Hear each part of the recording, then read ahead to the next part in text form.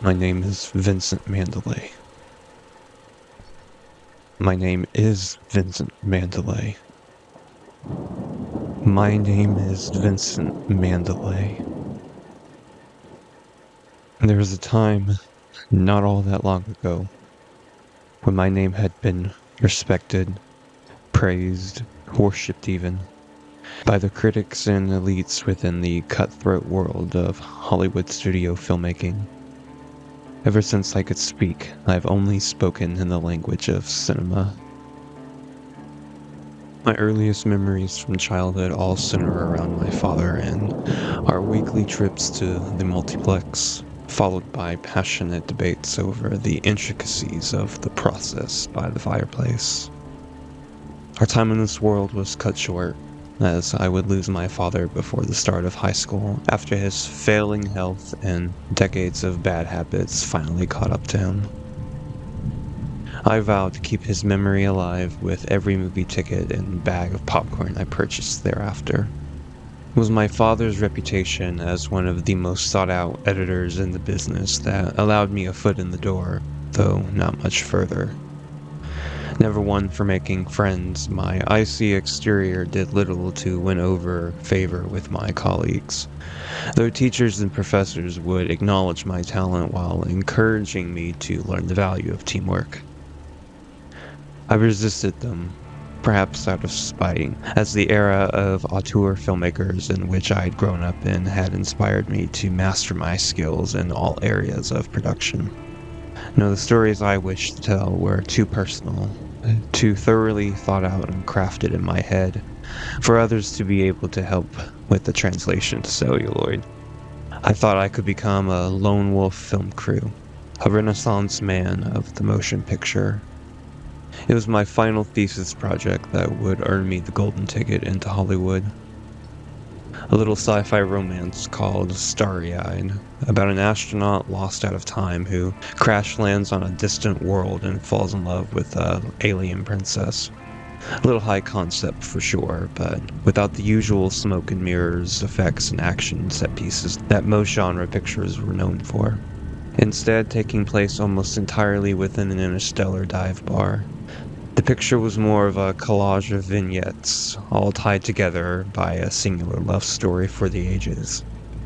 The various alien humanoids, all in relationship dramas of their own, sought to destroy this forbidden love due to their inability to see their own failures. And the tragic finale saw the two lovers jettisoning themselves into space on a small shuttle, their next destination unknown.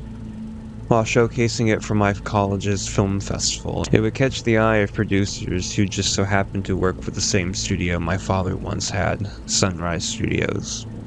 They met with me following the film's premiere, telling me that they were very impressed with my work, but not surprised given my lineage. After some small talk, they offered me the deal of a lifetime. The producers at Sunrise felt that the film was almost ready for a theatrical release, but needed a few reshoots to help beef up the runtime and correct some minor mistakes. It would be on a tight budget, with Sunrise overseeing the remainder of production. But providing everything went smoothly, I was offered the standard royalty rate and copyright ownership of the title Starry-Eyed.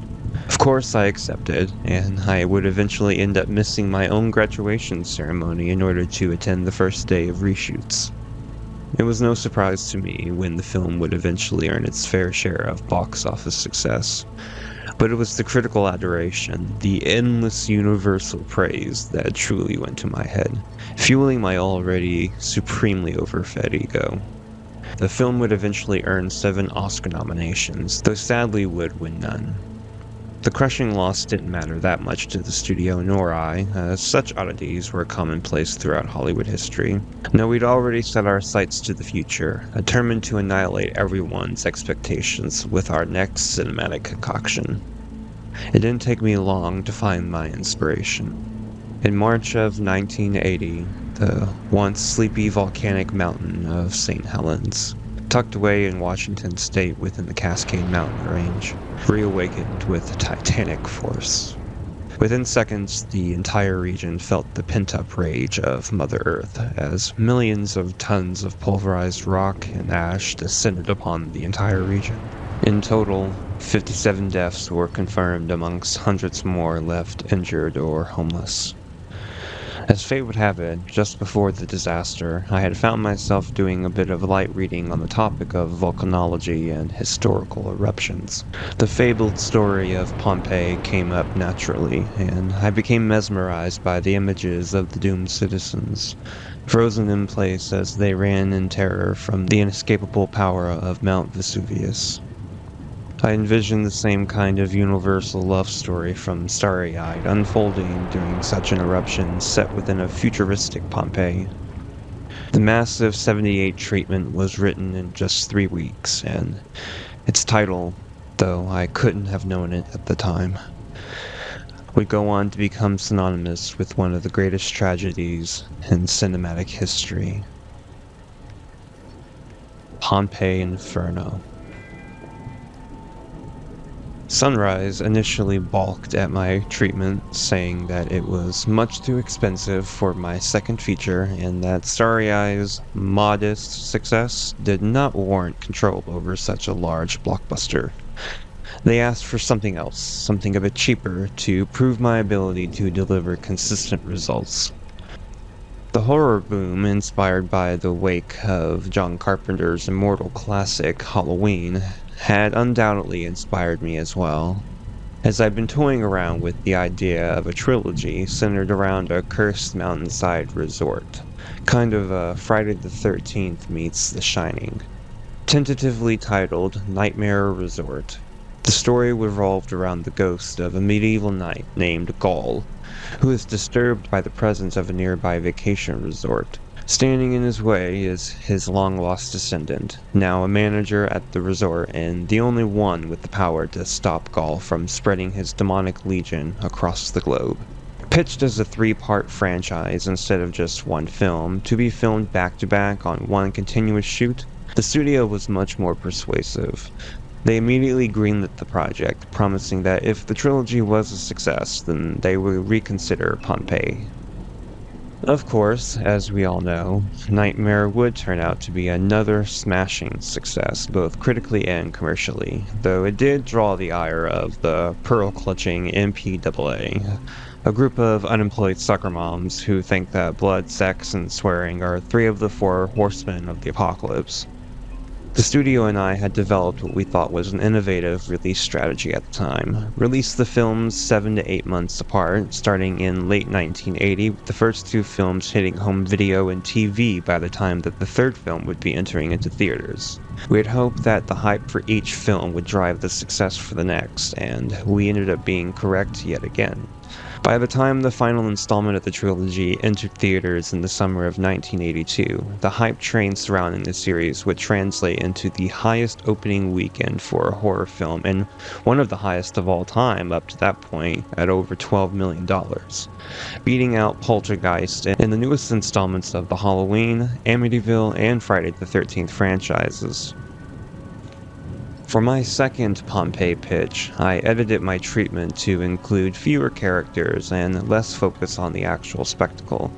I even did the unthinkable at the time, offering to forgo my entire director's salary in favor of a sweet back-end deal, providing that the film was a box office success. The studio was enticed by this offer, and after a few days of negotiations, they came back with a list of demands of their own if the picture was going to be made.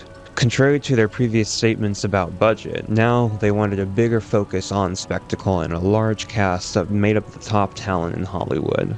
I had no problem with this initially, seeing it was a massive win on my end, until I was informed by the head of the studio himself that the leads of the film weren't going to be approved by them directly.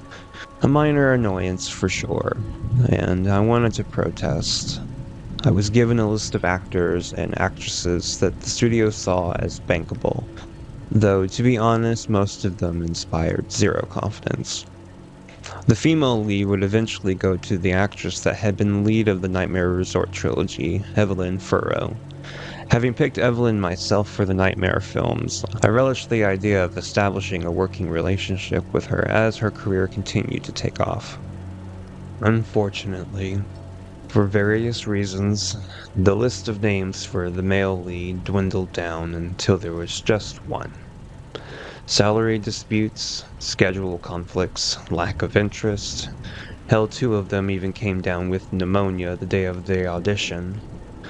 Whatever reason they gave, my patience wore out until just one name was left, whose placement at the bottom of the list had been done so intentionally. I had hoped, no, prayed, that I could lock down any of the other potential options beforehand. Mario DeLuca. A name anyone reading this will certainly know, especially in light of recent events. He'd come seemingly out of nowhere from some small village in northern Italy to Hollywood, shortly after the release of the revised edition of Starry-Eyed. Just shy of 21, his first film role had been a minor supporting character in a low-budget crime drama, but his charming yet sardonic performance won over audiences and critics alike, and he would go on to become one of the few actors to win an Oscar for their debut performance. Since then, he'd continued to win countless awards and star in several big-budget blockbusters, his films pulling in huge numbers at the box office thanks to his adoring fanbase.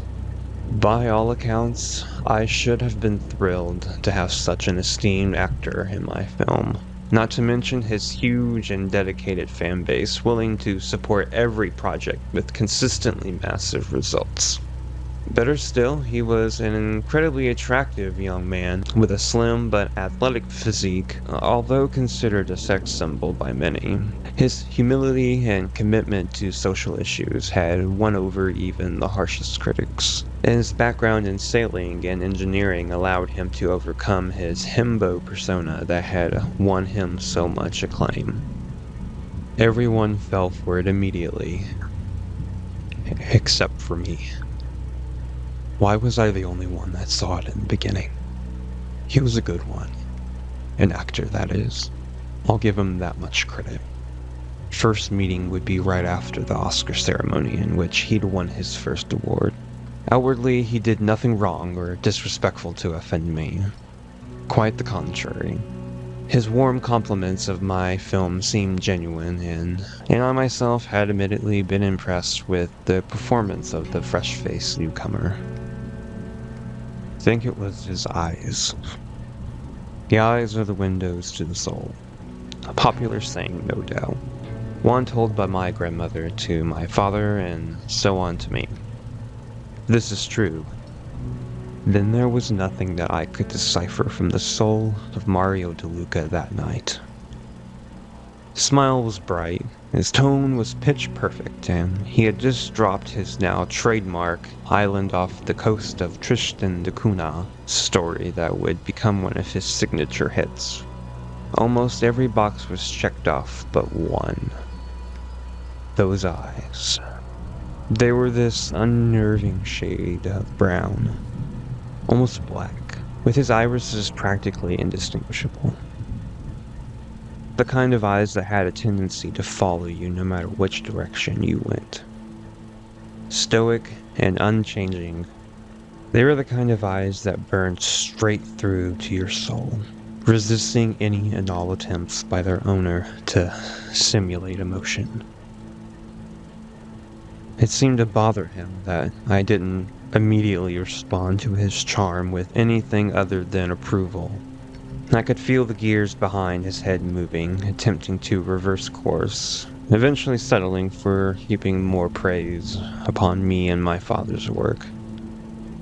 It didn't work, though, and from that point onward, our paths would not cross again for several years. I made it a point to avoid him at public functions as I retreated into my own little corner of Hollywood, and soon our brief encounter slipped into the recesses of my memory. I had hoped to never have another interaction with him until his name was forcibly brought back into my life. I have my reasons, is all I could say when the studio pressed on why I was so resistant to his casting. His fan base was, by most accounts, A respectable group of cinephiles who just so happened to admire Mario's work in particular and were happy to support his projects to the fullest extent. But being such a large group, it meant that there were more opportunities for nut jobs and loonies to slip through the cracks. Incidents of stalking and harassment were common, and on more than one occasion, Mario's house had been the subject of burglary and vandalism. Sure, these things are pretty common in Hollywood, elite, and celebrity. And since then, Mario had assembled a security team of sorts to escort him to and from sets, interviews, and pretty much any and all social engagements. I worried about the expense and hassle of having to factor in this entourage into the budget. I worried about the disruptions to the set and the film, but more than any of that, I worried about just having Mario on the film, period. It was the first of many bad omens for the project, one that I should have heeded when I had the opportunity to do so. His audition, as it were, went off smoothly, with Mario sitting down in front of me, the casting director, and an executive from Sunrise who'd come to facilitate the likely deal that was to be made later. Mario's trademark smile was glossier than ever, and his tailored denim ensemble was certainly a bold choice, but it made him look like $1,000,000 still, so I almost didn't catch it until our last encounter came back to me, and then I remembered his eyes. Before, they had been that very deep brown, almost black. Now, a warm chocolate had filled the previously voided out irises. So what sort of trick was it? Contacts, perhaps? It would be very much like Mario to start wearing contacts just to win over one person, the vain narcissist that he is. I couldn't give it that much thought though, but it was certainly off-putting at first. Whatever it was though, it did the trick, as before long I had found myself getting swept up in his effervescent charm just like everyone else. His flawless cinematic monologue to his character's lover as the city is engulfed in flames was certainly one for the books.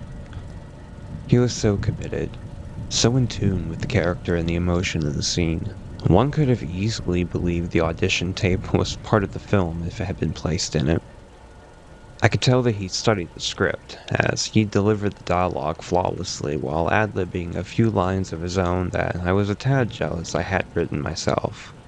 Given his offer was already guaranteed by the studio, the casting director and executive were ready to sign right then and there. My input was merely a formality. It wasn't required. Even though I'd been more than a little swooned by his performance, there was still that initial meeting, that flicker of the void that I saw in Mario's eyes the night we first met. I wanted to say, no, please find someone else, anyone else. It was too late, though. This was much bigger than just my treatment now.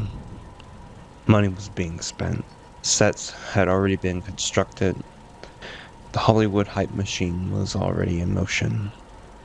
I rationed at the time that I was going to work with many more actors, and it was not possible that I was going to like every single one of them.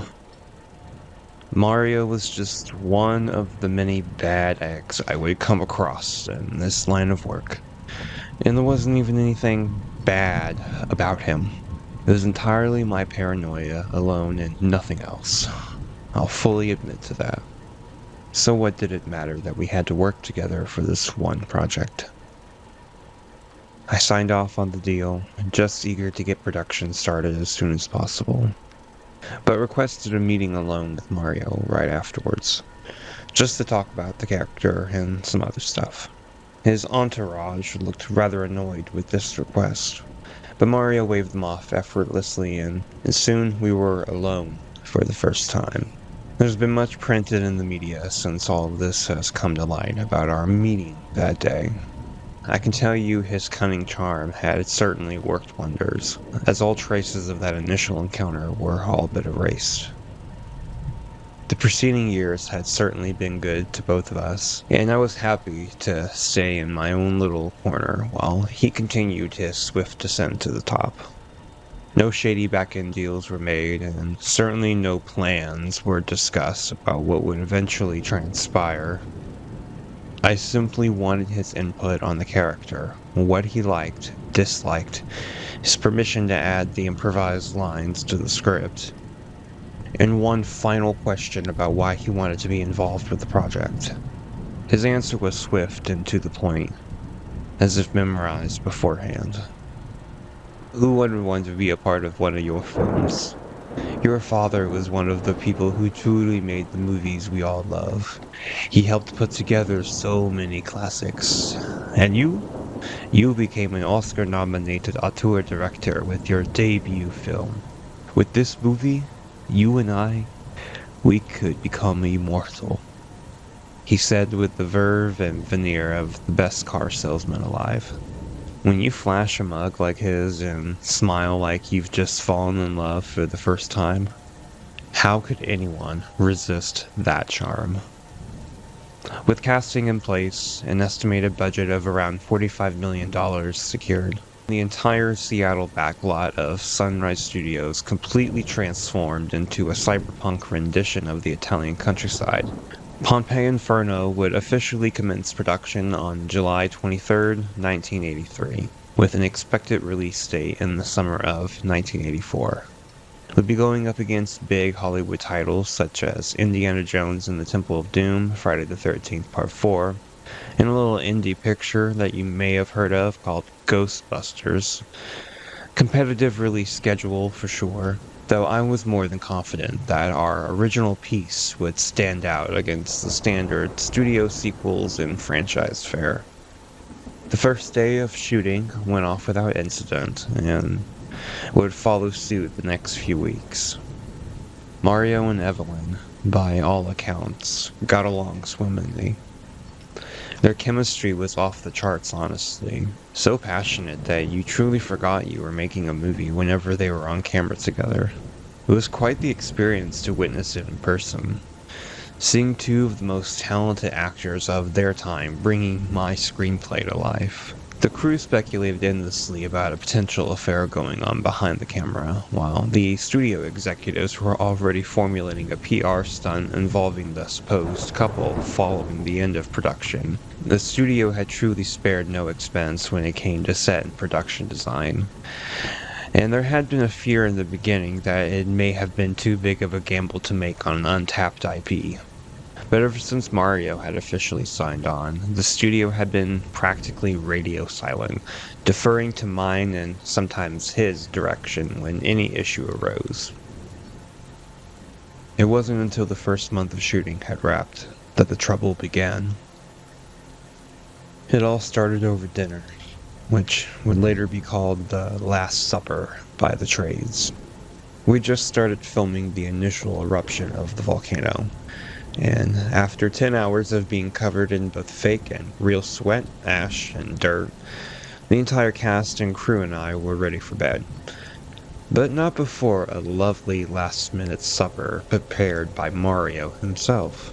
An Italian wedding soup that had been in his family for generations, or so he claimed. It had been a welcome and refreshing denouement to what had been a particularly stressful day, though it would quickly prove to be fool's gold. Mario had eaten his bowl rather quickly and helped himself to a second bowl before the rest of us, so of course he was the first one to display symptoms. I had just sat down and was about to take a bite when a loud crash caught everyone's attention. Mario had dropped his bowl and was caught stumbling out of the hotel dining room, mumbling something under his breath no one could hear. Several members of his entourage followed him out, and while it quickly became a hot topic of gossip, nobody felt anything off for the first 20 minutes or so. But once it hit, it struck hard and fast. Everything just started changing. It's the best way I can describe it. Slowly at first, but rapidly as the minutes ticked by. Colors were off, things felt fuzzy and weird when they shouldn't have. The room started spinning while waves of euphoria washed over most of us, though a few muted screams signified others were not so lucky. One of the special effects guys told everyone to stop eating while laughing hysterically. In between his uncontrollable fits of mania, he managed to spit out that the food had likely been laced with Molly. My symptoms had remained relatively mild all throughout, so it wasn't all that bad until the vomiting kicked in. The hotel staff had been more than accommodating before this, but were brought to the gates of hell and back that night. I don't even want to imagine the smell in the morning when they were finally able to start cleaning the carpets. First ambulances didn't start showing up until well over an hour later, when the hallucinations started kicking in. I don't remember much, other than the occasional sensation of total weightlessness, which is not as much fun as you might think. There's more than one testimonial, though, of me being seen desperately clinging to a lamppost as I was being escorted into an ambulance. In total, more than 40 members of the cast and crew were hospitalized that night, most for minor symptoms. Almost all of us were dismissed that night, though they did end up keeping the special effects guy who had first warned us for observation. Evidently, he had had a second helping of Mario's Italian wedding soup. And a third. And a fourth. Sunrise, however, wasn't laughing at the situation. A meeting was called with myself, Mario, the studio president, and several other executives 2 days after the incident to discuss how it had happened in the first place. Mario denied putting any drugs in the soup, of course, and pretty adamantly and emotionally, if I may add. Even I doubted at the time if he could have done it or not, given just how against character it was for him. With no other suspects, the entire incident was being chalked up as an expensive fluke, one that should not have been allowed to happen under my watch. At least that's how the studio president felt. I, after all, being the writer, director, editor, producer, and cinematographer of the project, I was truly the last man standing. It was disheartening, just how swiftly the studio turned on me, probably not wanting to upset their new golden goose. Mario, the martyr that he was, did all that he could to take away the blame, but the studio stood firm on their assertion that the entire ordeal should have been avoided. Somebody always ends up being the scapegoat, and so I begrudgingly took their verbal reprimand and offered my assurances that a meeting of this sort would not happen again. History, however, would prove otherwise, as just 1 week later, a meeting with the very same group of people, minus Mario, would meet for an entirely different reason. Leah Finway. A legend from the Silver Age of Hollywood. We were beyond ecstatic when she had returned the Pompeii Inferno script with a note that read, "What a piece of shit! Where do I sign?" I still have that script and note framed and sealed in a vault to this day. A tough-as-nails stronghold of a woman. She still brought an aura of grace to all of her scenes as the Cassandra of our film. A volcanologist that attempts to warn the citizens of Pompeii about the impending disaster, only to be killed in a freak accident shortly before the volcano explodes. Her scenes had already been completed by the time of the Last Supper incident, and it was thought that she had not been present when the soup was served. Evidently not, as just a day after the meeting with Mario and the studio president, Leah would be found in the middle of the set by a crew member, dead of an apparent heart attack. When Leah's autopsy report was released, it showed trace amounts of MDMA in her system. Surveillance footage of the studio also showed Leah stumbling onto the set by using her keycard to gain entry. How the alarms still weren't set off, nobody knows. Nothing appeared to have been sabotaged, and there was no reason that the motion sensors shouldn't have alerted security the moment she arrived. All that was certain is that Leah wandered onto the set, managed to get down one of the streets before ducking into an alleyway, not to be seen again until her body was discovered hours later. The news spread fast, and within days, the paparazzi and media junkets from all over the country had poured into Seattle to cover the story. Naturally, word of the Last Supper also leaked, and soon tabloids all over the world were spreading the news of our allegedly cursed production, detailing both the Molly incident and Leah's death in grim detail. It was a PR disaster, the kind every film production praised never happens to them. There's precedent, of course. A cast or crew member dying during production isn't out of the ordinary, though it's usually due to negligence or a pre-existing condition on behalf of the actor. Leah, as far as we knew, had a clean bill of health the day she signed on for the film, and given the lack of clues at the scene or any explanation as to how she got on set in the first place, it was beginning to look like yet another freak accident. My second meeting with the studio was a contentious one. I, of course, was deeply apologetic, offering to address Leah's family and fans personally and donate my back-end percentage to Leah's estate. The studio wasn't impressed, and they told me point blank the only reason that they weren't shutting down production that day was because of the massive expense already incurred.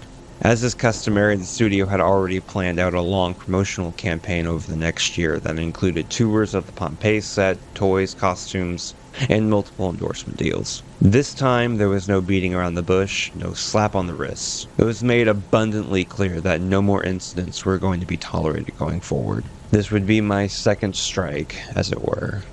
What was I to do? The show must go on, as we love to say in show business. Production, though, was allowed to pause for 2 days in order to give us all time to grieve.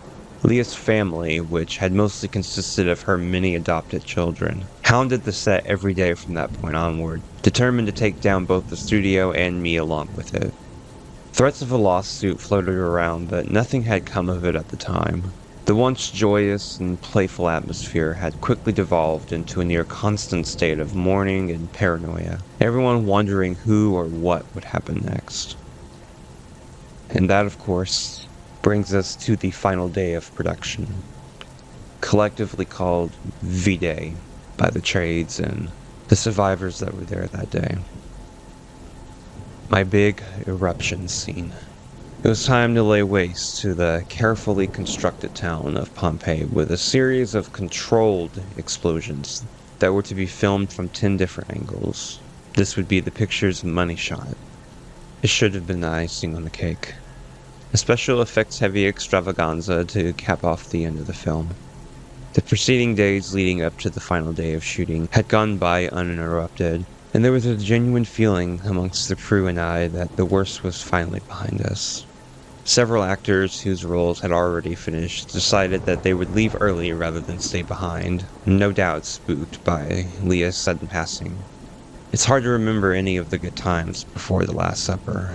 Everything from before then seems to have evaporated into a cloudy, poisonous fog. And all that stands out now is the nightmare that came afterwards. I got to set early that day.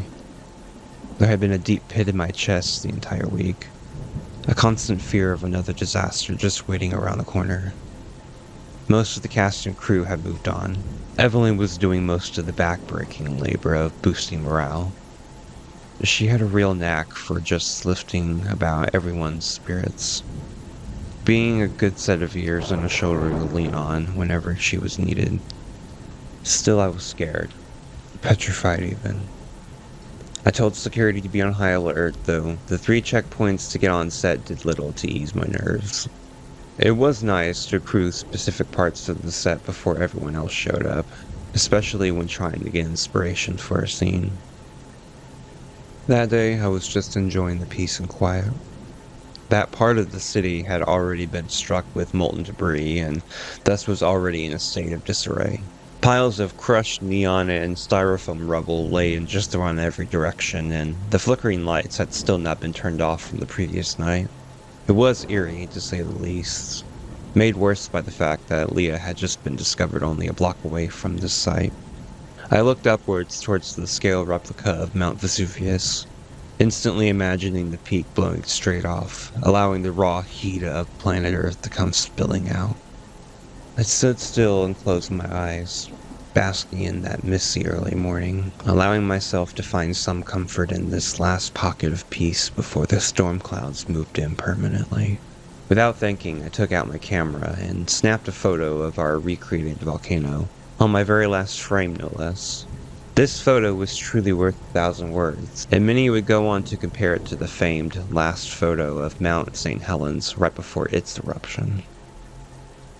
The special effects involved in the controlled demolition were nothing fancy and had been used countless times before. A series of hydrogen gas canisters that had been placed at strategic spots along the edge of the volcano, timed to go off in sequence when detonated from a safe distance. The canisters had been set to continually fire off short bursts of fire for added atmosphere, with several tons of prepared ash and soup following right afterwards. The main eruption would simply consist of a collection of canisters that would fill the space inside of with enough predetermined amount of gas that would be just enough to blow open that part of the sectioned off peak, but not enough to cause any catastrophic damage. That had been the promise. We were told that it had been tested numerous times, first on scale models and then full-size replicas, all out in the desert, all heavily supervised, and they all went off without any trouble. I know this to be true because I saw the test footage.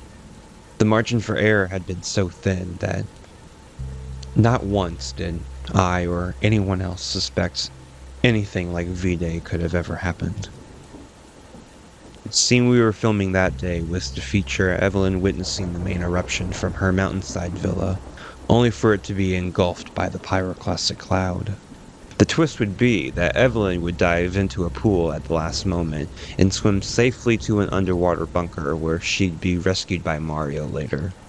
Emergency sprinklers had been scattered all throughout the set just in case, of course, but the likelihood of a fire breaking out had always assumed to be minimal. We began on time, our first shots of the day featuring Evelyn alone in her villa, waiting for Mario to arrive, both of them unaware that it was already too late to leave Pompeii. From Mario's perspective, Evelyn would appear to have been obliterated as a torrent of fire would rain down around him. We broke to go meet up with Mario down at the bottom of the volcano, who'd be in his car racing through the ruined Pompeii trying to rescue his love. A second unit would stay behind with Evelyn while I stayed on the ground level with Mario to film him before making our way back up the mountain. Dead silence. No music, no dialogue, not a single breath. The looming Vesuvius, smoking and bellowing with life, gives no warning to the Armageddon that's about to unfold. That's what it read in my script. The final build-up to the big boom.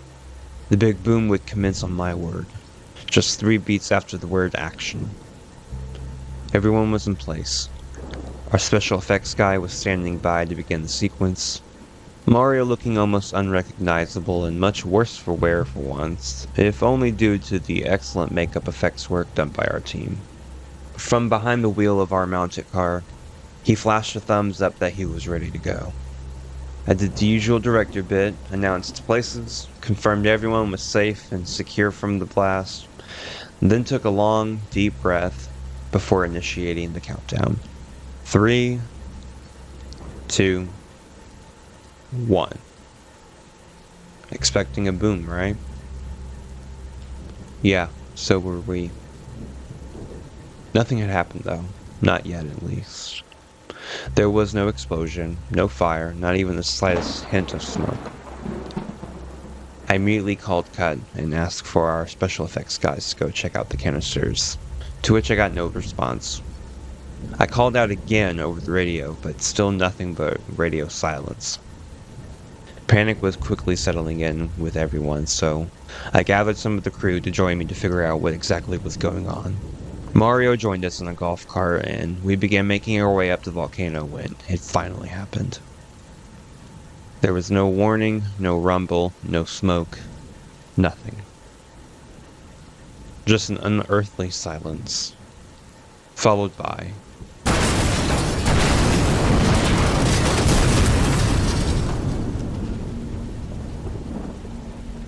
two minutes. That's how long the canisters had been filling up the volcano with gas when they finally ignited. 2 minutes is all it took for all of our lives to be turned into a living vision of hell. One instant we were driving up the side road towards Evelyn, The next, everything in our sight was burning with the bright intensity of our very own sun.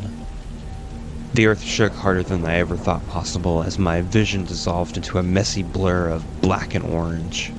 The force of the blast had ruptured both eardrums instantly, leaving only a dull, piercing screech as the only thing audible. The golf cart twisted out from under us, launching everyone in the vehicle in separate directions. I was just barely able to get to my feet when the first piece of debris landed right in front of me, missing me by mere inches. One quick glance upwards towards the wrecked volcano was all I could get before the next flaming mass of molten styrofoam came crashing down right beside me. A small chunk managed to hit my right thigh, instantly causing second-degree burns all down my leg. I tried running to one of the makeshift dressing rooms behind the city facade, only for another pile of the burning mountain to tear right through it. In the distance, I could hear faint screams and panicked cries as most of the cast and crew fled in all directions, trying to escape the fiery cataclysm we had just unleashed. I looked all around me, desperately searching for any of my comrades who had just accompanied me, but I could neither see nor hear much of anything through the growing fire and smoke. It was a monstrous sight to behold, one ripped right out of the same books that had inspired me in the first place. The ruined peak of Mount Vesuvius had blown clean off, leaving only a gaping hole surrounded in flames. I looked up to where Evelyn's villa had been only moments before, but there was nothing to be seen in the enormous fireball that had quickly consumed the entire mountainside. It was an absolute nightmare come to life. Only it was so much worse because there was no waking up from it. If I wasn't on the precipice of hell at that moment, I would have taken full advantage of this by filming every minute of it. Seconds later, the canisters malfunctioned and flames began shooting all up and down what remained of the volcano, adding even more fuel to the fire. A desperate cry from somewhere nearby broke me from my trance, and I frantically searched for its source. It was Mario. He had slid down an embankment and was now pinned to the ground by the shredded golf cart. I had no time to help him, even if I wanted to, as another flaming chunk of the mountain crashed down right beside me and rolled down the hill, slamming right into him in the golf cart, carrying the two out of sight. This was it. My life. My dream. My movie. Everything I had worked for, literally going up in flames with me standing there, powerless to stop it. Those are my final thoughts before another piece of flaming debris fell from the sky and mercifully put me out of my misery. The next thing I can remember is waking up in the hospital, tubes and needles seemingly sticking out of every part of me. My hearing was still essentially gone, my vision blurry, and the pain excruciating. Thankfully, my screams of agony would bring on a torment of drugs that would keep the pain at bay for most of my time there. Consciousness would flow in and out over the next 2 weeks, but eventually my hearing would return little by little, as well as my vision. Though put to relapse at the slightest provocation, the doctors would successfully break through to me by a simple yet effective remedy of repetition. Simple facts, starting with my name. My name is Vincent Mandalay. My name is Vincent Mandalay. My name is Vincent Mandalay. It had been called a miracle recovery by my doctors, who had initially predicted I wouldn't make it through the surgery. I was shown a large piece of steel rebar that had been removed from my skull just 3 weeks prior, before asking to see a mirror. The doctors advised that in a few months, cosmetic surgery could patch up any major damage that was still left. My reflection at that time told a much bleaker story, as my right socket was twisted inwards grotesquely, while my left lip was curled downwards into a permanent half-frown, all very clearly visible from behind the curtain of scorched flesh. Though I had never called myself an attractive man before, Now I bore resemblance to some sort of Frankenstein Ken doll. The police would show up the very next day, as was expected. I asked immediately about Mario, about Evelyn, about any information on the explosion. The doctors had refused to say anything about the accident, while also heavily restricting access to any sort of outside media, thinking that it was in my best interest to heal in peace until the police had arrived. The detectives couldn't tell me much, other than the usual open investigation bullshit. They just wanted to check in on me and let me know that they would speak with me further once I was discharged and feeling better. How noble of them. My convalescence would only last a few more days, though, despite the doctors wanting to keep me a bit longer, curious about the nature of my miraculous recovery. I, though, was much too eager to get out and clear my name of any potential wrongdoing, as I had feared would be the case the entire time I was hospitalized. Those fears were initially proved to be quite correct when I arrived at the police station, only to be taken immediately to an interrogation room. I could tell that my appearance was off-putting to the detectives, as they paused often and would sparsely look me straight in the face.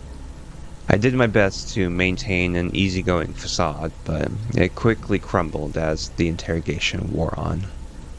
Not because of any accusations or fears of what may happen to me, but from the sheer gravity and loss of the disaster. 6 people in total, including Evelyn and 2 of the crew members that were with me, had died in the initial blast. 25 more were still hospitalized, Mario among them. With Leah, that brought Pompey Inferno's body count to 7.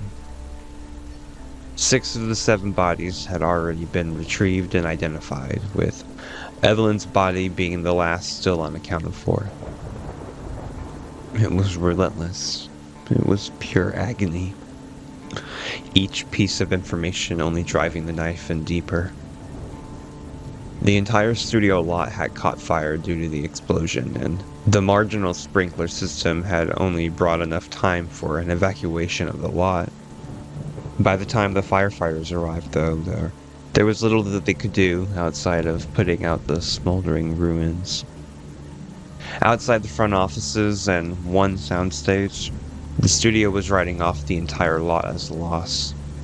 The only good news, it seemed, that the investigation had already largely wrapped, and the culprits behind the attack had already been uncovered. That had been the first mention of the word attack to me. Up until that point, I had assumed that it was just an accident. A grave miscalculation on our part, or something faulty with the special effects, but still an accident. It couldn't have possibly been an intentional attack. I feared the worst and prepared myself for an onslaught of intense questioning. The detectives started off simple, asking about Mario, what my relationship was like with him, and his fans. They kept asking about the fans, and if I had seen anyone suspicious on set, or anyone following Mario up until that point. I answered no, that our relationship was cordial but not close, and I personally had never had any interaction with Mario's fans.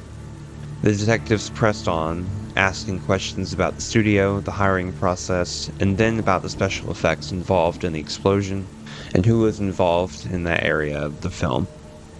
I did my best to answer all of their questions, but I was more than a little confused by the seemingly random line of inquiry. It was exhausting, made worse by my ongoing withdrawals from the pain medication I was on. I had never wanted to fold into a ball and sleep forever more than in that moment. My interrogation, as it were, went on for over 5 hours.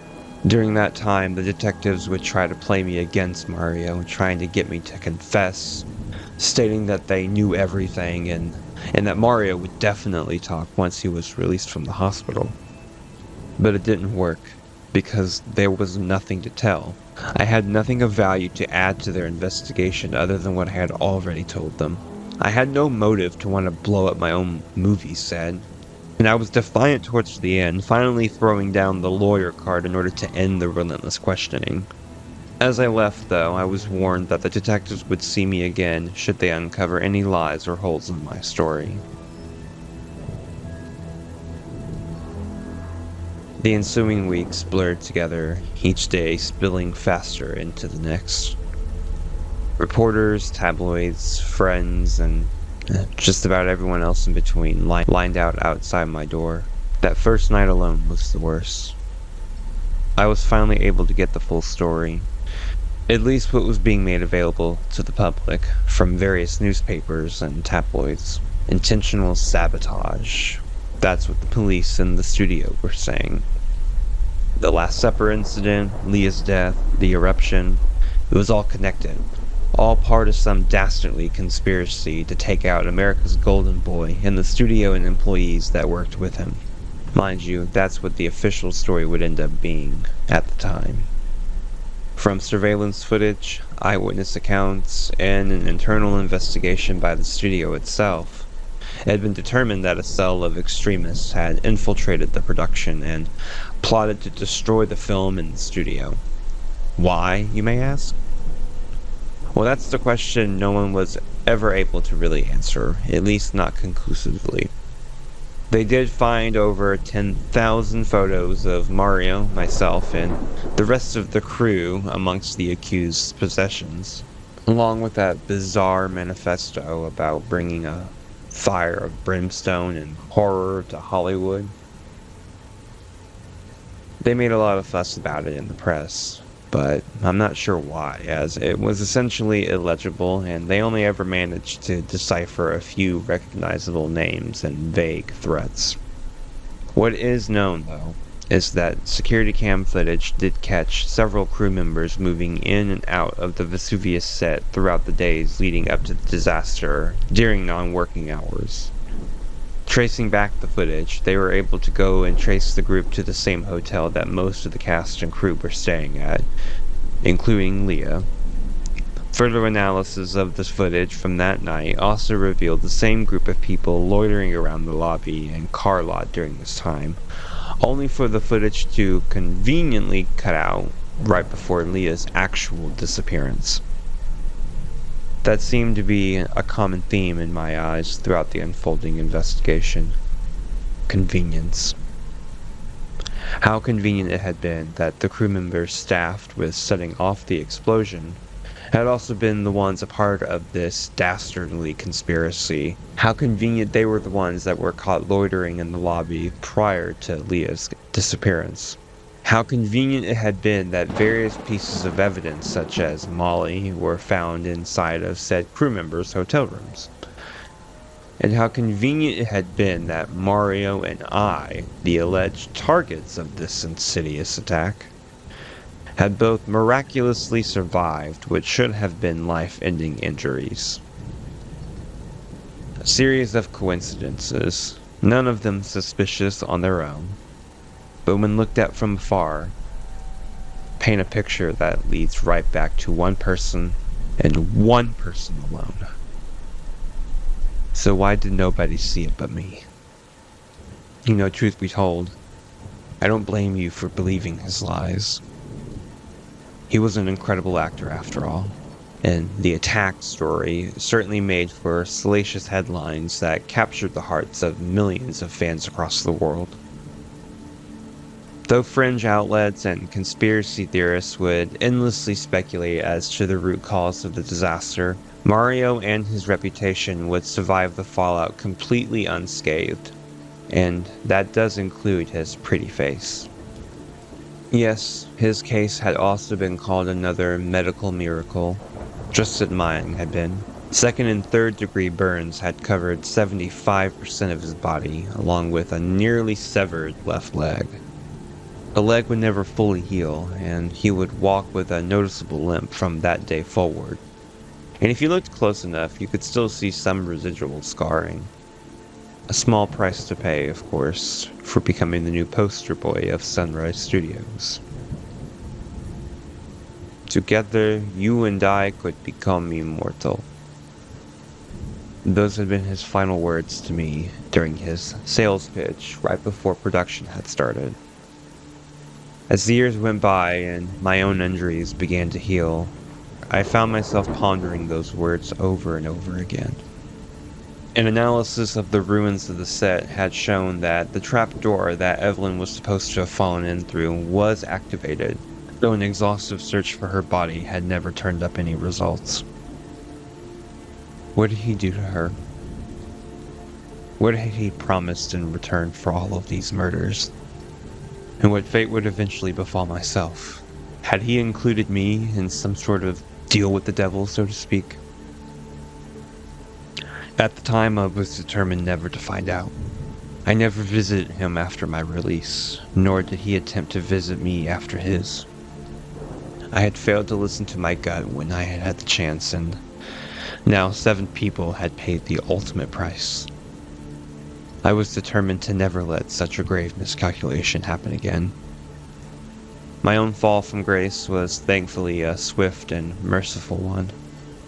Sunrise executives, including the same woman who had first offered to acquire Starry-Eyed, as well as the Nightmare Resort trilogy for the studio, arrived at my home a few days after my discharge and interrogation.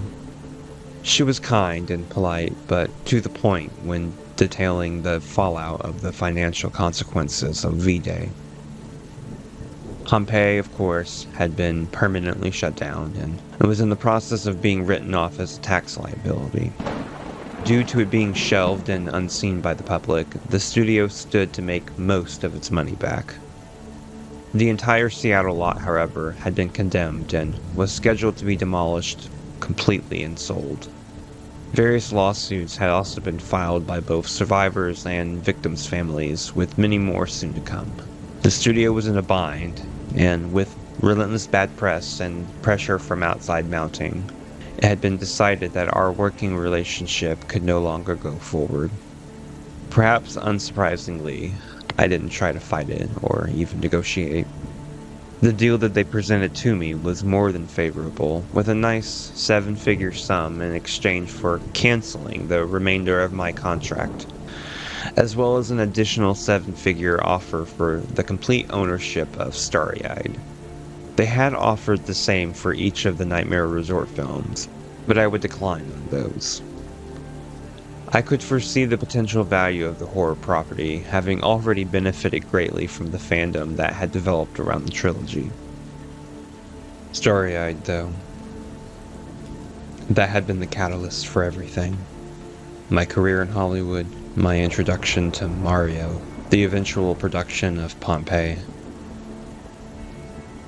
It may have been difficult for some. For me, it was just another piece of dead weight chaining me to the past. There was nothing that I could do to restore the lives that I had taken. No direction for me to go but forward. Indeed, I had to cut the rot out from inside if I stood any chance at redemption. I signed the deal just as fast as I had signed all the others, hoping to leave Hollywood and Pompeii Inferno behind me for good. Those first few years following my exile from Hollywood were excruciating, made only worse by the relentless hordes of paparazzi and Mario fans hounding my front door every day. Changing addresses would only result in a temporary reprieve before my location was leaked to the press, and I would have to move yet again. For several years, I became a virtual recluse, only venturing outside for the occasional walk or essential items. With very little left in the way of family or friends, my isolation only grew as the disaster slowly faded from public memory, becoming yet another piece of yesterday's news. Though the relative peace and quiet was welcome, it left nothing else to distract me from the pain and loss of that day.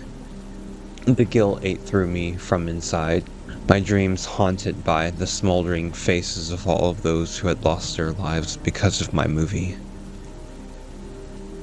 It became like a cancerous tumor that just slowly drained away any remaining willpower I had left. Suicide became a daily topic of thought, and for a while I would sleep with a loaded gun right under my pillow. During those days, it was the only comfort that I had left in this world. The knowledge that, should the weight become too unbearable, at least I had a way out. However, the strength and will of the soul cannot be underestimated. After almost 5 years of wallowing in self-pity, I finally began to re-emerge into society. My Uncle Rick, one of the only remaining family members I had left, convinced me to return to university in an attempt to find a new passion in life. It was there that I discovered my long-dormant interest in astronomy, and over the next few years I earned my education certificate and began to start my new life. It was difficult at first, as the ever-present paparazzi would show up at any given opportunity to further harass me or my loved ones. There was also the occasional run-in with the die-hard Mario fanatic, which always ended in the filing of a new restraining order. These incidents would become more sporadic, and as the years continued to go by, my strength slowly returned.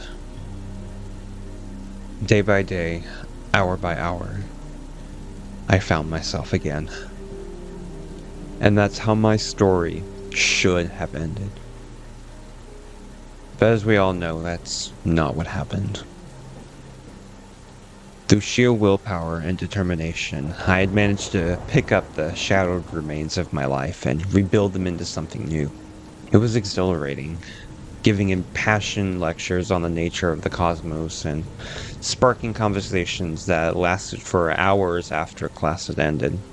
My students all loved me, even the few scattered Mario heads that knew of my brief stint in Hollywood. I had my reservations, instantly paranoid the moment Mario or Pompeii Inferno was inevitably brought up. But as the years went by, interest in the disaster waned until it dried up completely. Fans of Nightmare Resort would continually show themselves, though, and gush about the trilogy, begging me to reconsider Sunrise's offer to make a fourth film. Call me a tyrant, but it gave me a much-needed ego boost knowing that I still had some level of power in the industry. I eventually let my guard down. I stopped moving every few years and settled down in my home state of Western Kentucky, content to live out the remainder of my life as a college professor. All of that would come crashing to an end during one fateful afternoon in 2023, when I came home to find a plain white envelope with my name written on it, the Sunrise Studios logo clearly visible in the right corner. 39 years. 39 years of peace and tranquility, undone in an instant with a single letter. I wasn't sure if I should even open it. My hands trembled as flashes of V-Day and all of that trauma it caused came flooding back, nearly causing me to pass out from hyperventilating. It was more than just the letter itself. The handwriting. I recognized it immediately. I knew that ridiculously oversized penmanship anywhere. It had been at the bottom of every royalty check and offer from the studio in regards to Nightmare Resort. Mario. As hard as I had tried to block out any industry news, little trickles of information would still find their way to me over the years. As hard as I would try to block out any of the industry news, little trickles of information would still find their way to me over the years. I knew that Mario had retired from acting a number of years ago after becoming the head of Sunrise. Since then, the studio had acquired a number of other smaller studios and was well on its way to becoming one of the biggest players in Tinseltown. I wasn't sure what could possibly be in the letter, but seeing as it had been almost 40 years since the disaster, I eventually thought that surely there was no harm in opening it. I didn't have to respond, and if I didn't like what it said, then I could just throw it away. It was so much worse than I could have expected. It was a handwritten letter from Mario himself. penned in the most extravagant cursive I'd ever seen, and using what looked to be gold ink. The wax seal with the studio logo was an especially sickening touch. In a nutshell, the letter was a peace offering of sorts. Mario started off by apologizing for not being there to fight for me during and following the incident, writing that it was one of the biggest regrets of his career. He said as head of Sunrise Studios, it was his job now to rectify past mistakes. The studio would be holding a special film festival in the coming weeks to honor its past cinematic achievements, with plans to screen both Starry-Eyed and the Nightmare Resort trilogy.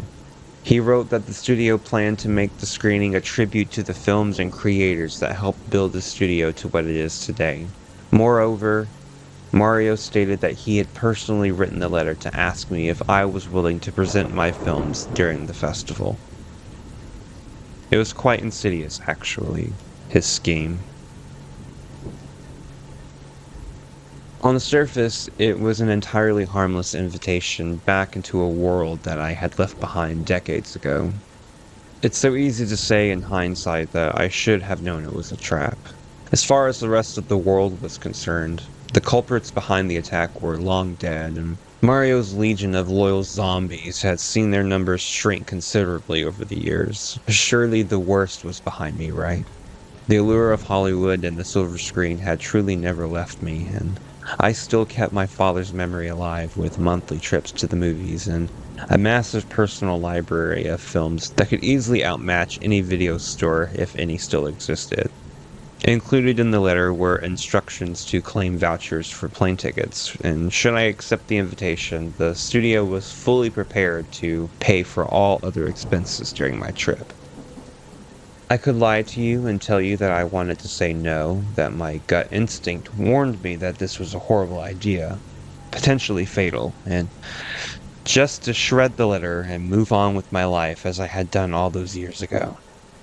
But as I said, that would be a lie.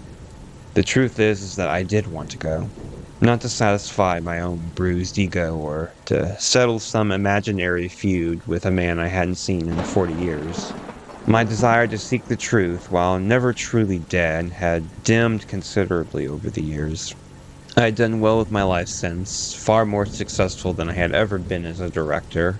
I was just about to secure a tenured position at my university, and several smart investments, coupled with my Nightmare Resort residuals, were just starting to pay off, with my personal net worth now sitting comfortably in the 8-digit realm. Retirement was just within view, and it had been my desire to spend the rest of my remaining years traveling the globe. Yet there was still part of me that just missed that life. The unabashed excess of fame and celebrity. Seeing this opportunity not as an invitation, but a bon voyage, I accepted Mario's proposal and made my plans to visit Los Angeles for the first time in 40 years. This was not for me, or for Mario, or even for Sunrise, I told myself, but merely for old time's sakes. One final chance to enjoy the magic that I had captured in that celluloid bottle over 40 years ago before it too was lost to the sands of time. A costly mistake that would prove to be my last. It couldn't come fast enough. The anticipation leading up to the ceremony was gargantuan. I feared potentially running afoul of one of Mario's crazed fans, or the press, who would love any chance to revisit V-Day again. But once my plane had landed in LA, a sudden rush of adrenaline filled my veins to the brim with a confidence that I hadn't seen in years. A chauffeur sent by the studio was already waiting for me. Having spent my little time in Hollywood behind the camera, it was quite the experience being the one getting the royal treatment for once. Sunrise had truly spared no expense, putting me up in the biggest room on the top floor of one of the city's most expensive hotels, which was conveniently just 3 blocks away from the event venue. The ceremony itself was everything I could have hoped it would be and more. The Los Angeles Sunrise Lot remains one of the most beautiful in all of Hollywood, its elegant splendor only matched by its hallowed history of cinematic masterpieces and countless stars added to the Hollywood Block of Fame. Just being able to walk through those halls again was a privilege I thought would never come again. It was overwhelming at first, the sea of fresh faces and some old friends greeting me as if no time had passed at all. Some offered kind words of adoration towards Starry-Eyed and how Hollywood had sorely missed me. Fans and industry folk alike would jokingly demand that I come back to make a fourth Nightmare Resort film. Others mourned the loss of Pompeii Inferno and all the actors that were taken from us much too soon. That certainly put a damper on the mood, though it did put a huge smile on my face when some 20-year-old kid came up to me and ranted for over an hour on how Starry-Eyed had been the first film that had ever gotten him into filmmaking, having watched it with his dad when he was young. A full circle moment if I ever saw one. I shed a single tear for my own father, imagining that he would have been proud of this moment if he were still alive. I thought that perhaps it hadn't been all for nothing, that some good had managed to survive the wreckage of my crushed dreams. The presentation and festival went off without a hitch, though I'd be lying if I said I wasn't slightly on edge, fearful of another disaster unfolding. I had prepared a speech beforehand, but decided to wing it at the last minute, instead spending far too much time rambling about the studio and how thankful I was to be there. The audience loved it though, and would go on to give Starry-Eyed and each of the Nightmare Resort films a 10-minute standing ovation once the credits began rolling. Breathtaking feels too small and cliche a word to describe the wealth of emotions I was experiencing that night. It was an experience beyond words, beyond description. Those of you lucky enough to have had a taste of this world know just how intoxicating it can be. It was a high that I had been chasing before I could run. But what of the man of the hour himself, you may be asking? Well, as head of the studio, Mario was of course in high demand that night. When he wasn't attending to studio matters behind the scenes, there were hordes of guests and adoring fans to attend to. Our eyes crossed several times throughout the night, but we only managed to exchange weak smiles back and forth until after the festival had ended. With some difficulty, I was able to sneak away from the crowds to indulge in a little herbal remedy on the terrace. That majestic peach cream sunset that you can only really find in LA had already begun to fade into the pitch black night. Peace and quiet was a welcome respite from the noisy and overbearing Hollywood elites. I could already feel the high from earlier on in that evening beginning to fade. There had been a time in my life, not all that long ago, when the party never ended in Hollywood. This was a life that I had been born into, groomed from birth to be a part of, only to have it all ripped away from me overnight. It was a life I convinced myself that I would never be able to shake off completely. But being on that terrace, being back in Hollywood, having the chance to be a part of that life again, it somehow felt hollow. Sure, the high had burned bright and the afterglow felt amazing, though much like my own Hollywood star, it had burned too bright too fast. This was a world foreign to me now. I no longer wanted the same things I once did. I would always remember the high, the applause, the rush of seeing a movie unfold on the big screen for the first time. But now, I just miss being able to see the stars, and planning tomorrow's lecture, spending the evening reading in my study with my many cats and dogs. I miss being home.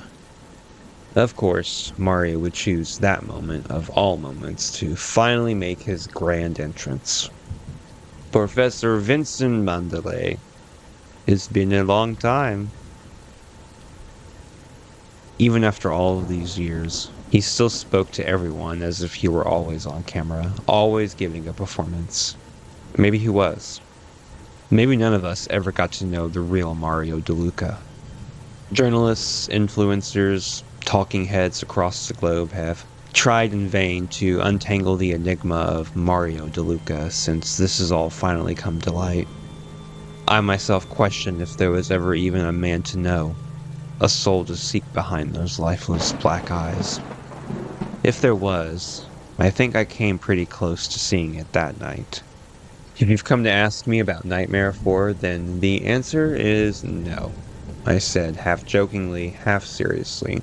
Mario only chuckled in response as he joined me. We exchanged pleasantries and talked about the ceremony, the film screened, and about our lives since Pompeii, though we were both careful to make no direct reference to it. He seemed overly enthusiastic about my career in academia, asking many of the same typical big questions one asks when discussing cosmology. I tried to pry into the daily workings of his life as of late, but he seemed much more interested in me than discussing studio business, and for that I don't really blame him. It was easy to lose yourself around Mario. It may seem absurd coming from me, but he truly had an aura about him, a way of commanding attention with just a simple smile. Even as he was just passing the 60-year mark, that youthful glow that radiated around him since the beginning had only ever dimmed just so slightly. One could have easily mistaken the crow's feet and minor forehead creases as stage makeup, and his deep and commanding voice still carried loudly over all the others. You had to look very closely to see any traces of the burns that had once ravaged his face. Tiny scars here and there told the story, but time had been very good to Mario. Though I'd always had my reservations about him, the questions I kept asking myself, it became harder and harder to hold on to all those fears when that's all they really were. Fears and paranoia. What reason did I truly have to fear for my life around this man? The story had long faded as just another Hollywood tragedy, or in my case, another cautionary tale about flying too close to the sun. There were no scandals left to uncover, no bodies left to be buried. That was, besides Evelyn, of course. It was Mario who brought her up first, noting how she could have been standing right there beside us had things not ended the way they did. I assumed at the time that he was referring to V-Day. I told him that their chemistry had been hotter than any I'd ever seen before between two actors. He beamed brightly at that, noting that it had never been a performance, at least not on his end. His love for Evelyn was genuine, and it still burned as bright as it did the day that they had first met. Seeing my vape, he asked if he could partake, which I obliged. I almost laughed aloud as I handed it to him. Never before had I imagined that I would be sharing a vape pen with Mario DeLuca, standing in front of a California sunset with hordes of adoring fans of colleagues just feet away. For that split second, it did feel like this should have been my life. One brief passing moment of tranquility before the wall of the storm returned yet again. As he returned my vape to me, the thought occurred that this could be potentially my last meeting with Mario. I hadn't planned to stay any longer than the weekend, and I could already feel the bluegrass state calling my name.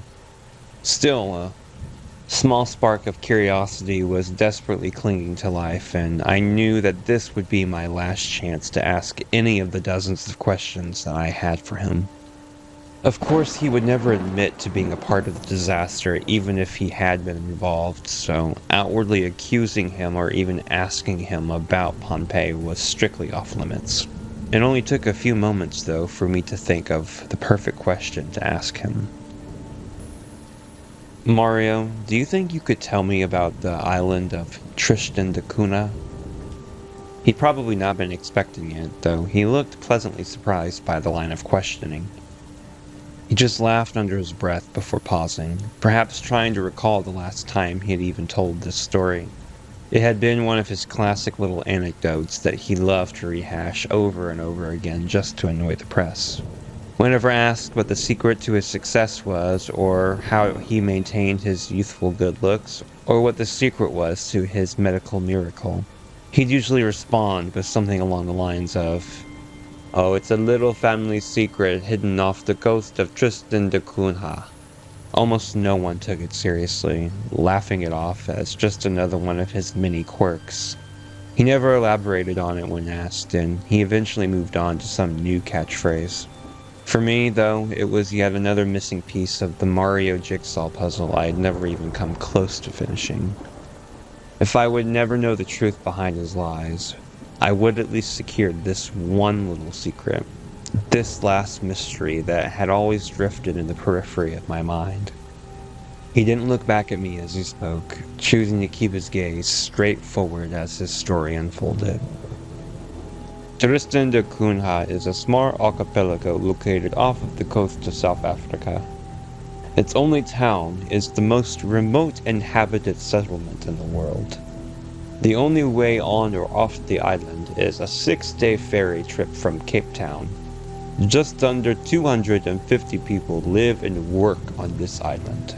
Once upon a time, my family had been among the lucky few to call Tristan home. Many smaller islands surrounding the main one that remain inaccessible to this day. That doesn't stop us locals from trying to reach them. That was a time now long gone by, and it was only ever so briefly so, though an important chapter nonetheless in the history of the DeLuca family. He paused for a moment, closing his eyes as his thoughts drifted back to a time and place far removed from this one. It's a funny thing about your profession, cosmology. Of course, I have nothing but the utmost respect for your work and the immense effort and time you spent to get to where you are today. The mysteries of the universe have spawned some of the oldest questions ever asked by mankind. Authors all across history have tried in vain to sum up that eerie blackness that never seems to end and only ever expands. We spend so much time fearing what might be out there, we forget that there's a wealth of mysteries and horrors that are still with us, here on Earth. Oh, you'd never even think of space again if you knew what was lurking out there, Professor. Hidden in the shadows between the real and the unreal. Mother Nature is a malevolent goddess, Vincent. Capable of just as much beauty and wonder as she is chaos and destruction. The universe thrives on chaos. Without disorder, there can be nothing else. That is our ultimate fate. Either we perish in the last breaths of our dying sun, or freeze in the grip of space itself. He paused once more, the atmosphere sufficiently chilled by his monologue. Of course, none of what he said was new to me, though Mario suddenly had a much better way with words than I did. He spoke with such conviction, as if giving a sermon, and I was his only congregation. It was only then that he finally looked me in the eyes to finish his unholy diatribe. There is no escape from eternity. I know that now. And soon you will too. You're welcome. An alarming indictment for sure. And one that shook me, even if only for a moment. His eyes shone bright, and his perfect grin had faded as his expression became almost neutral. Our encounter at the Oscars, the audition, the final day of filming, every major event of our relationship flashed before me simultaneously. My attempts to uncover the mystery behind Mario had only led to more questions. That allure and awe that normally dripped off of him had been momentarily replaced now with a rigid menace of sorts. What did he mean by, "You're welcome"? I could feel I was drifting too close again, but I was too far gone to care. I had to know more. I had to keep pushing. Who was this man that was calling himself Mario DeLuca? My expression must have been concerning, because he immediately snapped out of whatever trance he had been stuck in, and the usual Mario verve returned in full force. "I must confess, there is another reason I invited you here this weekend," he said with a smile. Clearly he had been waiting for this moment all night, as his excitement was quite palpable as he spoke. He turned his head in every direction, making sure that there were no eavesdroppers nearby before he continued. "There is a special project that I have been working on for the past couple of years that has just been recently completed, and I would be honored to have your input on it." There was a certain pizzazz to the way he spoke, as if he were trying to sell me a condo. It was an enticing offer, to say the least. It had been some time since I had been inside of a studio editing bay, and it seemed like the perfect way to end the night. When I tried to ask for more details, he just said, "Not here," and began moving us further away from the party to someplace more isolated. When he was sure that we had walked far enough away, he continued. "Sorry, I just don't want any word of this leaking to the press. It has been a pain in the ass just to keep this thing a secret. I can't have any of those leeches ruining the surprise prematurely." I never heard him speak ill of the paparazzi before, or anyone for that matter. I inquired about the project, not sure how I'd be able to help. It'd been many years since I'd set foot, given direction, or even written a single line of dialogue. I told him as much, but he only responded by saying, "There's nobody I would rather share this with than you." He asked once more, even offering to compensate me for my time, and promised to have me back at the hotel by morning. I told him that wouldn't be necessary, but I was still unsure of how I'd be able to assist. "It's a secret restoration project. The studio has been holding onto it for decades," is all he would say. That right there should have been the biggest, brightest, only red flag that I needed. How could I have imagined what I was about to walk into? His sales pitch had done the job. I nodded my head with a simple, "Okay, let's see what you got." I'd never seen a man look as happy as Mario did once I agreed to do so. I allowed him to lead the way from the party into his private limo, which was already idling by and waiting for us. The drive to his isolated compound on the outskirts of the city was long and awkward.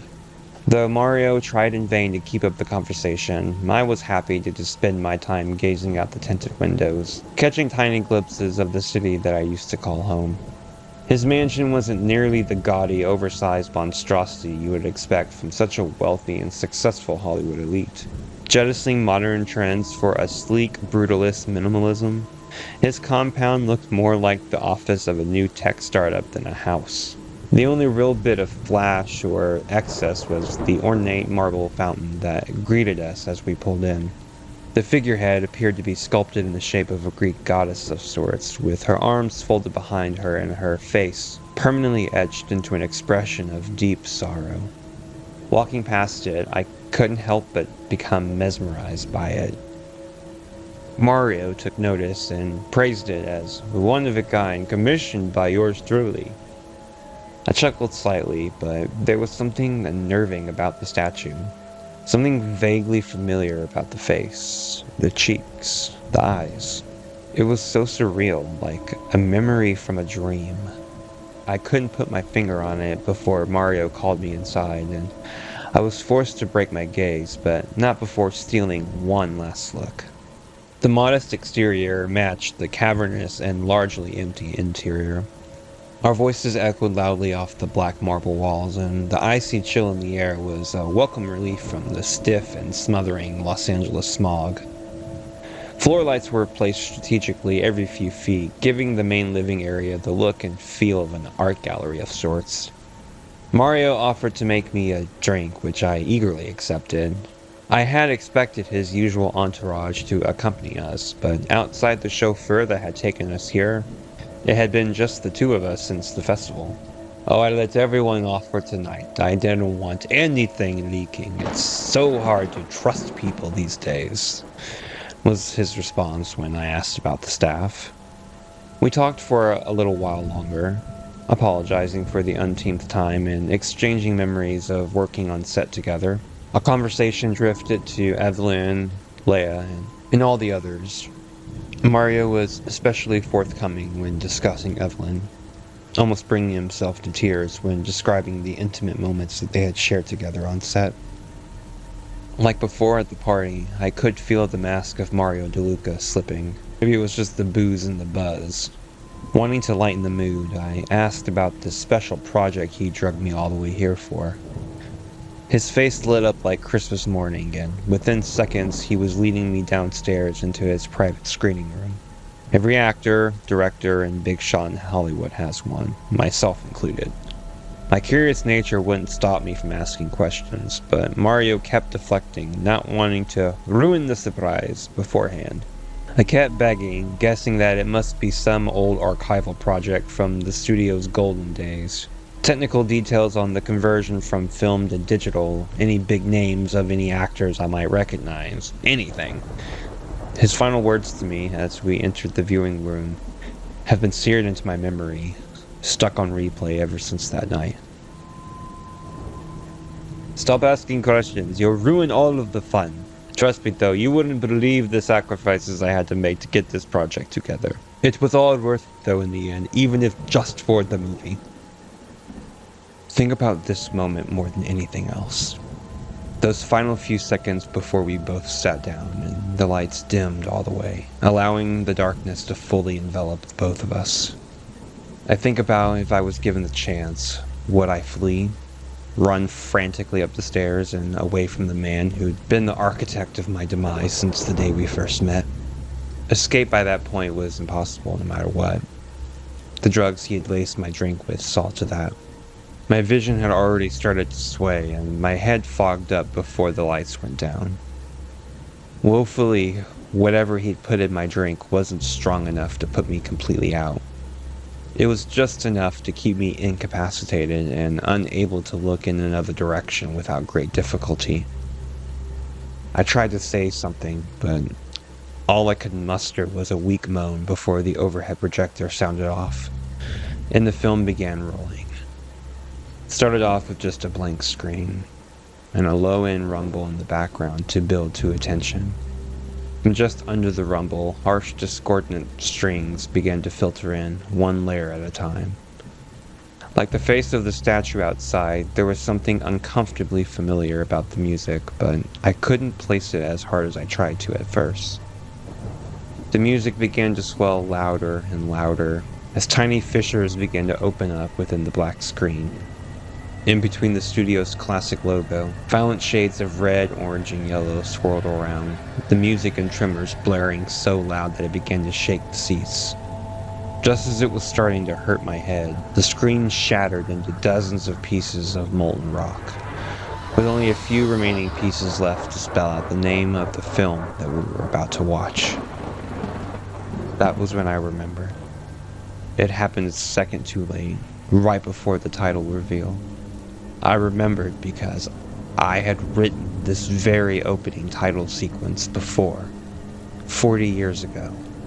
Only the movie I'd written had never been finished. It was a title that I had spent 39 years trying to scrub away from my story. A name that had brought nothing but ruination and destruction to my loved ones, my career, my entire life. Pompeii Inferno. I couldn't turn my head, but I could feel Mario's soulless black eyes observing me from the side, no doubt studying my reaction. This had been his plan all along. The letter, the festival, the special project. It had all been a carefully constructed trap that I had fallen for, hook, line, and sinker. I wanted to scream, vomit, rush Mario to the floor and strangle him until he stopped breathing. Something, anything. There was nothing I could do, though. A single tear ran down my face as my mouth gaped open in a dazed horror. I had walked right into the belly of the beast, and now there was nothing left to do but watch the horror show unfold.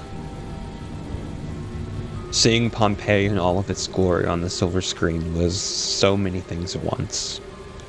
Grotesque, bedazzling, repulsive, perverted, horrifying knowing everything that was about to happen. It was an experience much like watching a snuff film, which eventually I guess it was. The studio had told me that the footage had been locked away in the studio archives, basically forever, and that a final cut would not be assembled in the interest of putting the incident behind them. I had once told myself that I would donate half my blood and both kidneys if it meant getting my hands on that footage. Now it was a completely out-of-body experience, with my tears turning into a gushing torrent of blubbering sobs. When Evelyn first appeared on screen, I almost threw up the entire contents of my stomach from shock. I had avoided watching any of her movies, even the Nightmare films, not being able to take the guilt, and so I nearly broke down after seeing her radiant smile again for the first time in decades. Seeing Leah, though, was too much. Leah's on-screen death had been a particularly grisly one, with her character's head having been smashed open by a falling piece of molten rock. The VFX team had done an astounding job in recreating Leah's likeness, and an even better job of recreating her brutalized brain. I actually did throw up upon seeing that, screaming violently for it to stop. for someone to help me. I screamed louder than I had ever screamed before, shredding my vocal cords in the process. It went on for over 2 hours. The official runtime had never been finalized, but the studio and I had felt confident that the film would clock in at just under 3 hours. In between my manic sobbing and screaming were very few scattered moments of genuine awe. The music, the performances, the attention to detail, and the miniature models and special effects, it wasn't just my work on display. It was the combined effort of every person on the cast and crew that made that movie what it was. Of course, eventually time came for the eruption scene. In what must have been my last spurt of sanity, a tiny ray of hope emerged. The end was near. The film hadn't been finished, my torment was about to come to an end. Oh, but no. Instead, it kept going. Just as I had written in the script, the score and sound effects pulled back slowly, allowing for just a low-end sweetener to build to a crescendo. And then, boom. Everything had been captured. Despite previous assertions from the studio to the contrary, a majority of the footage shot from the day of the explosion had indeed survived the fire. Mario in the truck, Evelyn's reaction to the eruption, however brief it was, and the explosion itself, captured from 10 angles. It was all there. Though some of the footage had been destroyed as evident by the many quick cuts in between shots, this would have presented any editor with a challenge, but somehow Mario managed to make it work.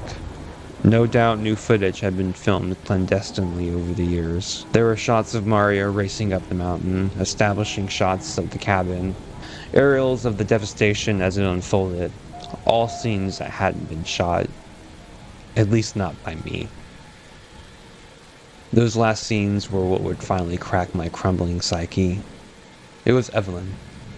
From the looks of it, she'd been thrown into the pool with a trapdoor as planned, with the camera capturing her splashing into the water just before the debris reached her. More shots of the eruption, all obviously CGI and added in much later, along with Mario finally arriving at the ruined cabin, followed. There was a heroic plunge into the water to save Evelyn, just as I had written in the script, followed by Mario pulling her into the hidden passageway under the pool, then trying to revive her as the world around him began to crumble into pieces. The last shot of Evelyn in the film was of her waking up to see Mario. In the script, Evelyn would have gazed up at her savior with awe and love, not a care to the destruction around them. However, that's not what made it into the final cut. Evelyn looked up at Mario in abject terror, the fear of God deep in her eyes, which were gushing streams of tears. This was not the image of a woman in the arms of her lover. This was the final portrait of a woman trapped in the grip of a madman. Just seconds later, the ceiling above them began to crack and hiss with steam while dust and rocks continued to pour into the passage. Mario, still in character, professed his undying love to Evelyn as the debris around them began to bury them alive. Evelyn did not respond in kind. Instead, she screamed. She screamed out to her God, to the heavens, for her mother and father, for anyone to help her. Her pleas for help were quickly drowned out by the cascading music and eruption, though. I couldn't take any more after that. My brain had hit its limit of trauma, and I simply lost it. It was a full-fledged psychological breakdown. I leapt from my seat, screaming incoherently as I thrashed around violently, searching for Mario, but he was nowhere to be seen. I quickly gave up as the film ended very shortly after that. The screening room was plunged into total darkness yet again, aside from the dim light generated by the end credits. In my broken mental state, I had great difficulty finding the exit. I kept hearing voices, laughter in the distance, and I could feel more than one set of eyes on top of me the entire time. I don't know how I made it outside, but the next sensation I do recall is the cool evening breeze across my face. My recollection is cloudy, and I'm not sure I can trust what little I do remember. I kept hearing Evelyn's screams playing over and over again. Any attempt to block them out with my hands only made them louder. I could feel my feet stumbling around on the pavement, completely unaware of my surroundings.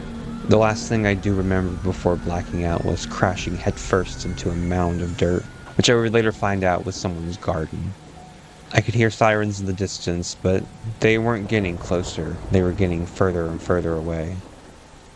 After that, everything faded to black, mercifully ending the relentless torture. My name is Vincent Mandalay. My name is Vincent Mandalay. My name is Vincent Mandalay. For the second time in my life, I would come to in a hospital bed. Only this time it was a psychiatric unit. For a fleeting moment, I was confused, shaken, but safe. I didn't know why I was there, but at least I was no longer a raving lunatic. And then I remembered. All it took was a few seconds for that entire night to come back to me. Cue the return of the raving lunatic. Luckily for me, a team of nurses and doctors quickly entered to put me back to sleep. This cycle would continue for several weeks until I was somewhat stable enough to hold a coherent conversation. As before, detectives would meet with me at the hospital, though not to interrogate or accuse. I couldn't contribute much or answer any of their questions really, and I was still prone to violent panic attacks at the mere mention of Pompeii Inferno or Mario. Through a somewhat difficult process of coded language and several days of trial and error, the full story began to emerge. Just minutes before I'd been picked up by paramedics, neighbors had called emergency services to report that Mario's compound had erupted into flames. When the wreckage had finally been put out, no bodies were recovered from within the ruined house. Mario had disappeared, though he wasn't the only one, as it would turn out that several executives, actors, cinematographers, and various other Sunrise employees had also disappeared overnight after their homes had also mysteriously caught on fire. More conveniences. And of course, yes, they were all a part of or had been former members of Mario's entourage. This, though, would prove to be the least of Sunrise's problems, as only hours after the fires had been reported, a brand new film had been uploaded to the studio's streaming service, Sunrise Now, without any prior promotion or mention from the studio. It did not take long for the film to become a viral sensation on the internet. Of course, the studio would swiftly remove the film after it became apparent it was never meant to be seen. But the damage had been done. Pompeii Inferno had blown up, in every sense of the word. Since then, the film has been continually uploaded to YouTube, Facebook, Twitter, Pornhub, OnlyFans, any site that can share videos, only to be immediately taken down. It doesn't matter though. No matter how hard the studio tries, there's no way to put this genie back in its bottle. A nationwide search is still underway for Mario and his entourage, but they've gone completely off the radar. No sightings, no recent purchases or transactions to track. Nothing. Though there has been talk recently of placing Mario on the FBI's most wanted list, it will do very little, if anything, to help with the search. Mario had 40 years to plan his escape, and we're just now catching up to him. He's always been 1,000 steps ahead of everyone else, and I don't think he'll ever be caught unless he wants to be. At least not in our lifetimes. Of course, though, that's not the end of it. Remember when I told you no bodies had been recovered from inside Mario's home? Well, when firefighters had arrived to put out the flaming mansion, they had destroyed that beautiful, ornate marble statue in order to get the trucks closer. While investigating the scene the next morning, crime scene technicians would discover tiny bone fragments hidden amongst the pieces of marble. When the broken fountain was taken to a lab and broken apart piece by piece, an almost entirely intact female human skeleton would be recovered.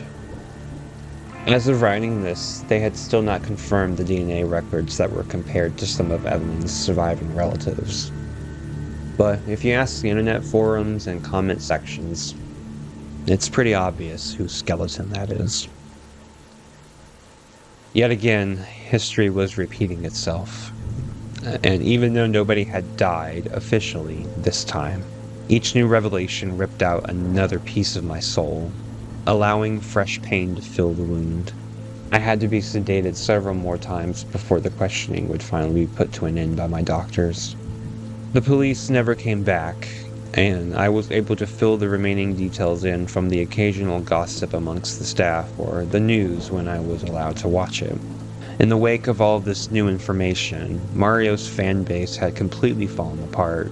His movies were now cancelled and being removed from circulation, and Sunrise had filed for bankruptcy after being inundated with hundreds of lawsuits from the surviving victims of this Pompeii disaster, as well as viewers who had seen the film online.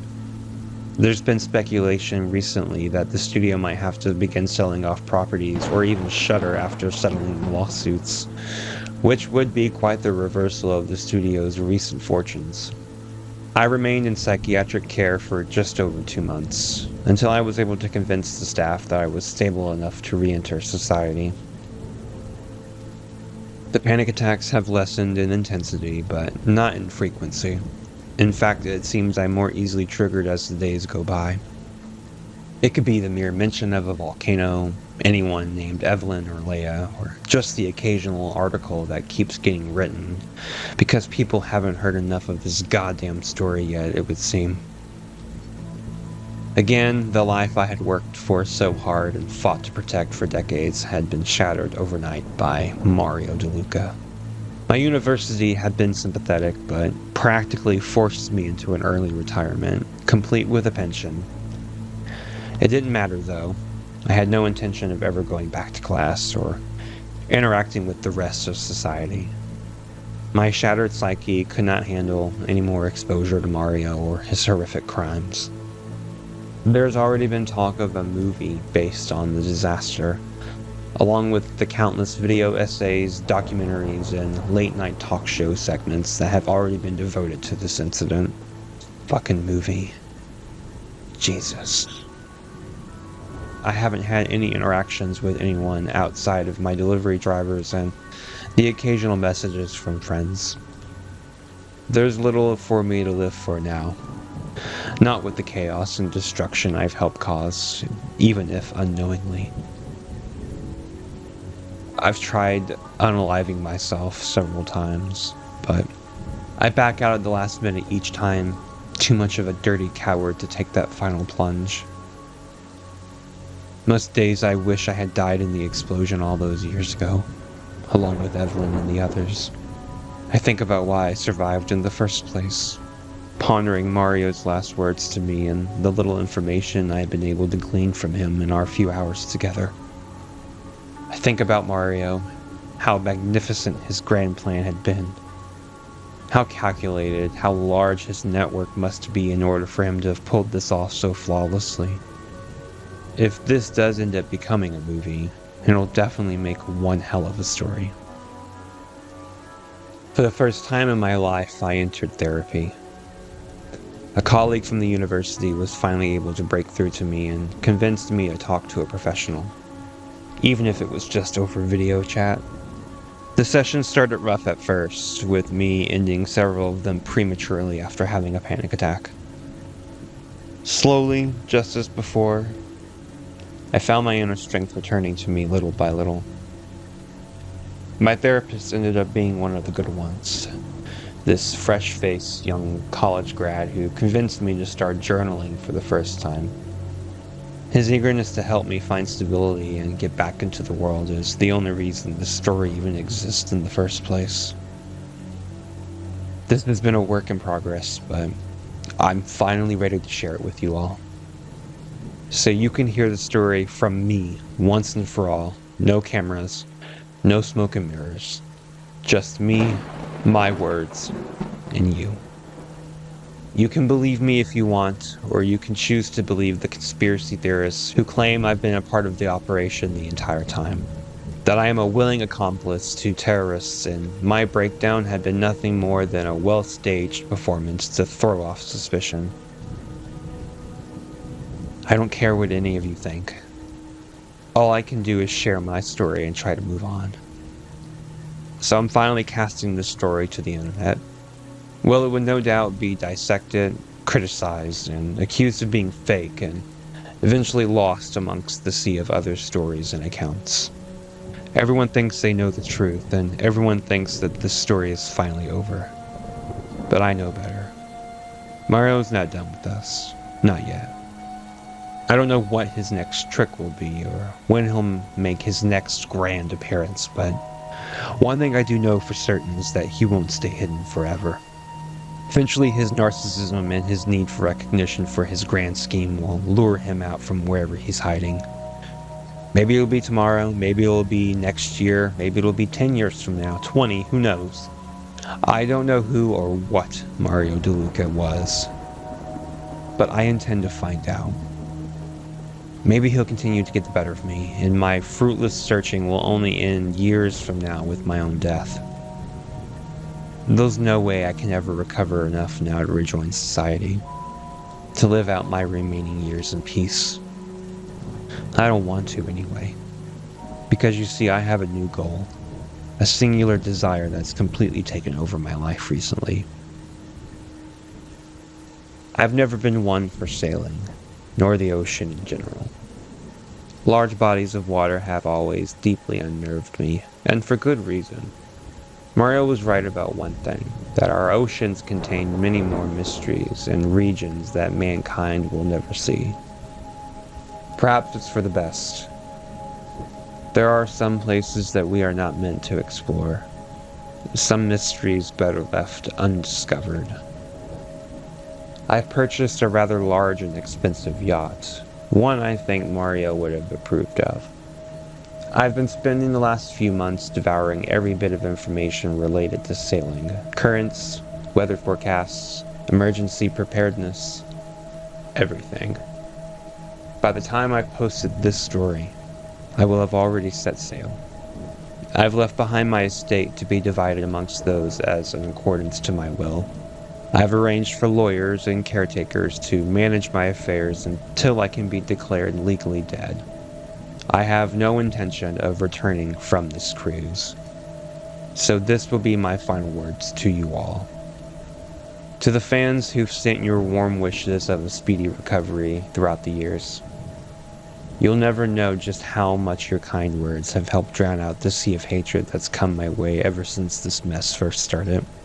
You'll be happy to know that I've given Sunrise permission to do whatever they want with the Nightmare Resort trilogy, though I suspect that the property may soon be in better hands. Best of luck, and I hope that you get that fourth film that you've always wanted. I'm sorry that it wasn't for me.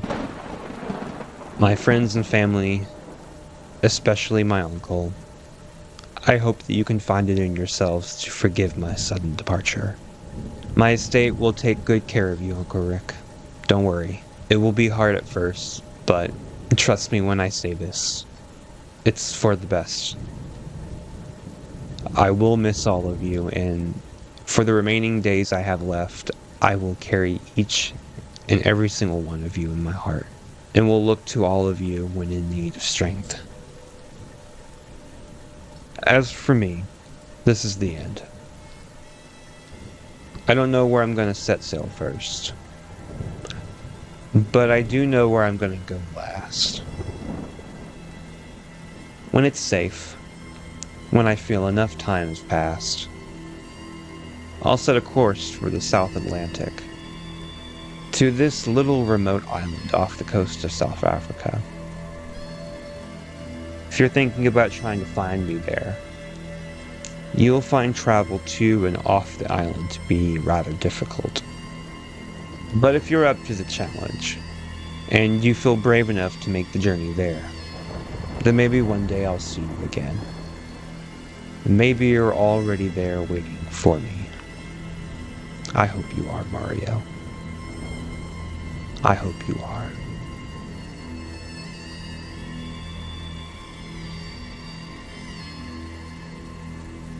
In the end, time takes everything, and all that is left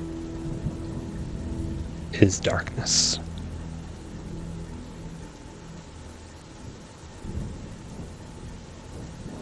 Quick message to anyone who is still listening at this point in the video. Thank you so much for reaching the very end. This has been a story that I have been working on for over 2.5, maybe 3, maybe 4 years. I've had the idea for a long time, and I began working on this video last year before my computer died, and so to have a second chance to get this story out there, it means the world to me if you've made it this far. Please comment Hollywood Inferno if you've made it this far, and let me know what you thought of the story. I'm so happy to finally have it out there. You guys, please take good care of yourselves tonight. Stay safe, and I will be seeing you all again here real soon.